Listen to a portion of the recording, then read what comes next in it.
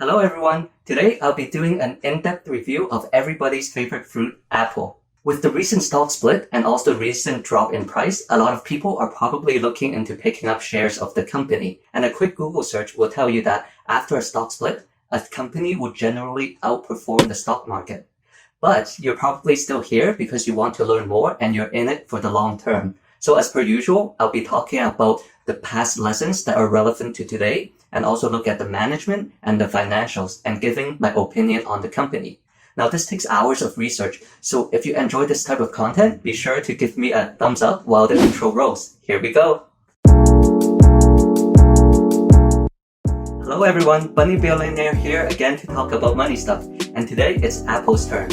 I'll be talking about the history first, and there's so much to unpack because it's the oldest of the FANG stock, having started in 1976. But don't worry, I'll be only talking about the most relevant parts of the past to today and also tie it into today's operation. It's hard to imagine now with iPhones and Macs everywhere that Apple wasn't always such a dominant force. It started with humble beginnings in the garage in 1976 and rose to prominence in 1980 to challenge the personal and business computer market, and then had a downfall in the 1990s before recovering again in the 2000s and growing into what it is today. And by looking at the history and past mistakes critically, we can draw parallels to the present and make an educated guess of where the company might go today. We can look at the periods where Apple was successful during the late 1970s to early 1980s and also in the 2000s. That innovation was a common thread in both periods. In 1977, Apple came out with their second computer, which is innovatively named Apple II. It has become known as the precursor of what we expect in a desktop computer nowadays. It has beautiful, unapologetic plastic covering, usable color graphics, and expansion slots for third-party manufacturers to install their devices. Sorry for the bad Johnny Ive impression. Anyways, back to it. In 1983, Apple came out with the Macintosh, which popularized a graphics user interface, which is groundbreaking at the time because most operating systems are text-based. Now fast forward all the way to 2001, Apple came out with the iTunes and iPods, which revolutionized the music industry. Suddenly, there's a way for people to download music easily on their computer, that there's a software to transfer the music from their Mac or PC to their portable music device, and then the music device itself is so simple and intuitive to use compared to other music players on the market.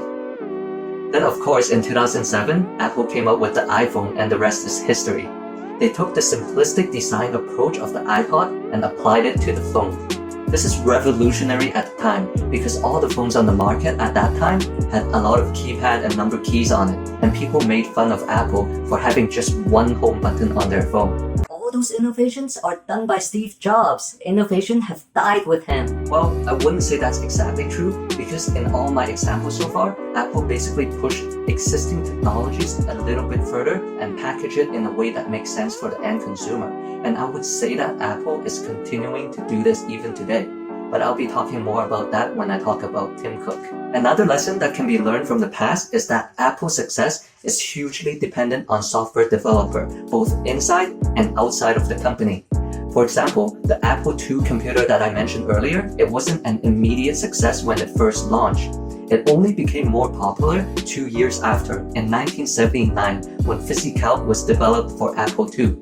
Basically, if you look at the interface for VisiCalc, it's a precursor for the Excel software that everyone uses nowadays. It was only when VisiCalc was developed that businesses have a reason to buy the expensive Apple II computer to improve their business productivity. Fast forward a decade to the 1990s, Apple is starting to fail. But it wasn't because Apple stopped innovating. Simply put, Microsoft started licensing out its operating system to manufacturers, and as a result, the market is flooded with a lot of computer with similar capabilities to the Apple computer but at a much cheaper price, and consumers, seeing this cheaper alternative, start picking up the Microsoft operating system. Eventually, Microsoft operating system took up 90% of the market, so no software developers are willing to almost double their development budget just to access 10% of the market. And things only improved for Apple in 1997 when they reached a deal with Microsoft, where Microsoft made a commitment to continue to develop the Microsoft Office software for Mac computers for the next 5 years. Microsoft Office is essential to professional and business work, and as a result, the consumer gained confidence in the Mac computers. And also, your commitment to tapping the like button will help improve YouTube's confidence in my video quality and show it to more people. Then, of course, we need to talk about Apple's App Store success, which was launched in 2008.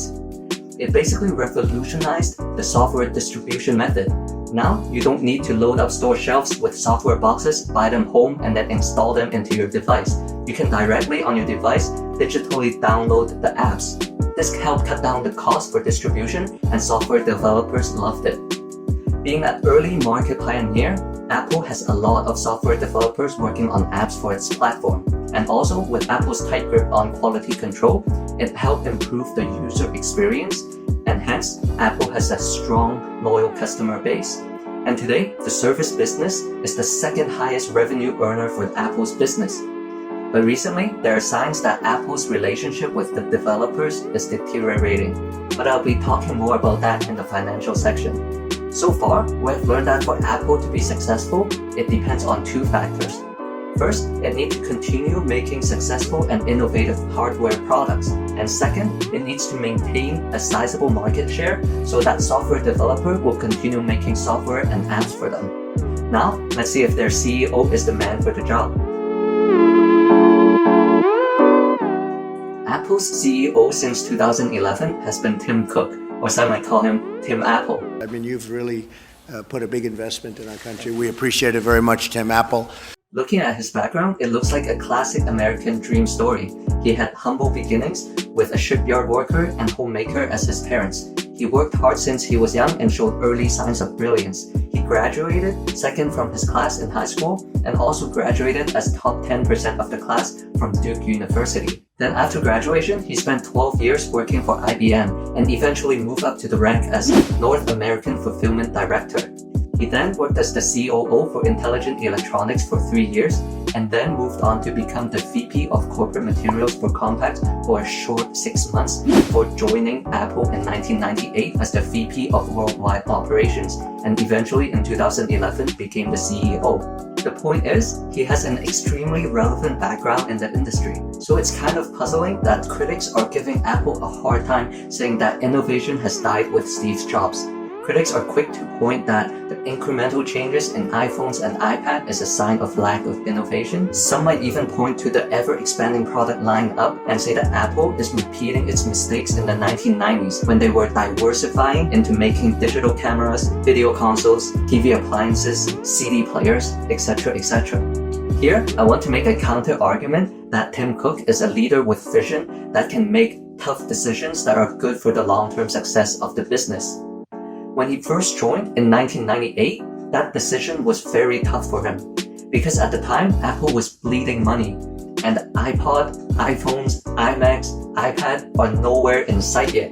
In fact, a lot of veterans in the business, such as the CEO of Dell, even said that Apple should just shut down and return its money to its shareholders. Right after Tim Cook joined, he immediately went to slash out the inefficient factories and warehouses and contracted out work. And as a result, just after a year he joined, Apple started returning a profit.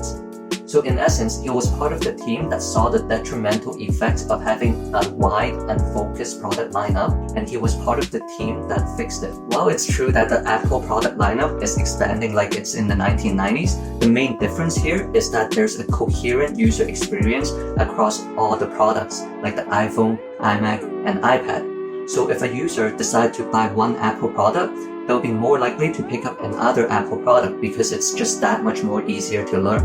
And to address the criticism that innovation died with Steve Jobs, I would just like to add that after he died, Apple still came out with the AirPods and Apple Watch. While they might not be the slam dunk success like iPhone, they're still a very strong competitor within their electronic wearable market, and a lot of other manufacturers are copying their form factor. And most recently, with the introduction of iOS 14 and iPad OS 14, widgets are finally introduced into the Apple system. Many critics are quick to point that this is a feature that Apple copied from Android, and it's another sign that Apple is losing their innovation. But I want to say that this actually makes business sense for Apple. You see, Android is actually the dominant smartphone operating system, owning around 85% of the market. So essentially what Apple has done by copying Android is that it has lowered the barrier to entry for Android user to switch over to the Apple operating system, since it makes it all that much easier to learn to use. And then the reverse is less likely to happen because Apple users tend to be really loyal to the brand. Now, I know I'm probably sounding a lot like an Apple fanboy, but I assure you that I'm not, because I've been using Android phone for years and I've been trying to convince my iPhone friends to try out the Android system, but with no luck at all. So I know from personal experience that people are really loyal to the Apple brand. Anyways, back to talking about Tim Cook. From what I've read, he is very mild-mannered and hands-off on the product development. Instead, he focused more on asking his team members sharp questions to keep them on their toes, and this fostered an innovative and creative environment within his team. And I think this is good for the long-term success of the company. As I've explained in my Amazon video, one brilliant individual may come up with a few great ideas on a hot streak, but over the long term, a group of creative individuals is much better at churning out good ideas one after another.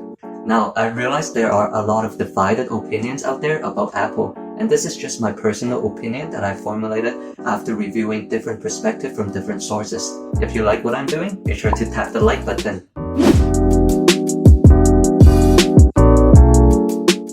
Now, before I dive right into the numbers, let me briefly explain Apple's businesses. It can be divided into two segments, the products and the services. Products obviously involves the sales of their tech gadgets, and everybody knows about it already. And the services is the newer and quickly growing business arm. This includes the App Store, Mac App Store, TV App Store, and Watch App Store, where users can find and download applications and digital content, and Apple collects a portion of the transactions that take place. It also involves selling Apple Care Plus and Apple Care Protection Plans and licensing of its IP. There's also subscriptions-based services like Apple Music, Apple TV Plus, iCloud, and Apple Arcade. Apple also earns revenues from other services like Apple Card, Apple News Plus, and Apple Pay. So let's look at the sales numbers organized by categories. The sales for iPhones dropped significantly in 2019 by 14%, while the sales grew across the board for Mac, iPads, and wearables. Wearables mainly from AirPods and Apple Watch, and also the services sector, which is driven by the App Store sales, licensing, and Apple Care. And the most significant growth is in the wearables, home, and accessories category. However, the growth are not enough to offset the loss in iPhone sales since it is such a significant part of the Apple income. Then, if we break down the sales into the geographical region, we can easily see where the problems are. Since iPhone sales are so large already, it is only natural that growth will slow down as the market becomes saturated and competitors come to fight for the same pie. But we are definitely seeing bad signs in the global markets, as sales are actually decreasing across all the global market and in particular in China, where there's a decline of 16%. This is the effect of premium brand or high-cost performance brands such as Huawei, Oppo, and Vivo that are eating away at the non-American market share. But I'm not really that worried about Apple's financial strength yet, because if we look at their financial report, Apple is still sitting on billions of cash and equivalents. We can also look at Apple's current ratio to see its financial strength. Basically, the ratio tells us how well a company is able to pay off its current liabilities. And the formula is simply current asset divided by current liabilities. And generally, a number of over 1.2 is considered good.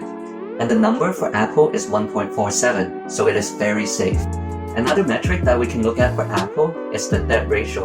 Basically, this ratio is calculated by total liabilities divided by total asset, and it tells us how much of a company asset is financed by its debts. And basically, the lower the ratio, the better. For Apple, the number in 2018 is 0.71, and then in 2019 it's 0.73, and right now it's sitting at 0.77. So as you can see, it is drifting up higher and higher, and the business is getting a bit riskier. So this is a metric that we want to monitor in the future. Wait a sec. Apple doesn't sound very healthy, so why is it still so popular? Well, if you follow Apple News, you'll see that nowadays there are more and more emphasis placed on the service side of the business, and you can easily see why once you look at this chart. Here we can clearly see that the services business is growing and has doubled the gross margin of the products side. And it certainly looks like Apple is going to lean more and more into its services business. In late 2019, they have already launched the Apple TV Plus service, and then later this year in 2020, they'll be launching their Apple Fitness Plus service. Hopefully, the services business will help Apple earn a steady income stream that will replace its loss in profit in the iPhone sales, because people are just not replacing their phone as often as they used to. Another reason Apple stock is popular is because it is one of those few tech companies that pay out a dividend. In 2019, Apple paid out $3 per share with an earnings per share of $11.89. So basically this means for every $12 that Apple earned, they're paying out $3 back to its shareholders. This translates to a 25% of dividend payout ratio. This is a pretty healthy number because that means the company has retained a large portion of the earnings in order to grow the company, and also there's a lot of room for the dividend to grow in future years. So far, the Apple's business looks like a pretty mixed bag. On the bad side, its main business is seeing slowing growth, but on the good side, it has a good brand name recognition, a decent CEO, and also lots of cash on hand and a booming services business. So the million-dollar question is Apple worth its price right now? To figure this out, we can look at the good old PE ratio. At the time of making this video, Apple was trading at around $116, and its earnings per share, after adjusting for the recent stock split, is $3.30 per share. So dividing the two, we get a PE ratio of 35. Comparing to the S&P 500 PE ratio average before the health issue, it is at 20. So Apple is trading at quite a premium to the average. But we also need to consider the fact that Apple has outperformed the S&P 500 throughout the year 2014 to 2019 by 40%. So factoring that into the PE ratio, I would be willing to pay a premium of up to a PE ratio of 30, which translates to a target price of $100. I feel like this is a pretty generous and fair evaluation for the Apple stock, because while the business is strong, we still have some additional risk factor that we need to consider.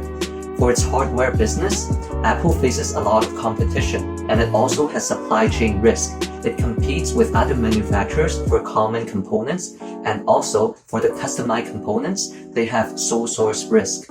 And for its growing services business, Apple is facing antitrust risk for its App Store. In the simplest sense, companies are suing Apple, arguing that the App Store is so big and successful that they essentially controls the entire app market. Apple gets to collect unreasonably high fees and set up rules that are anti-competitive. If Apple loses the lawsuits, there can be adverse impact to the revenue and growth of the services business. Also, there's always the data breach concern, which would adversely impact customers' confidence in Apple services.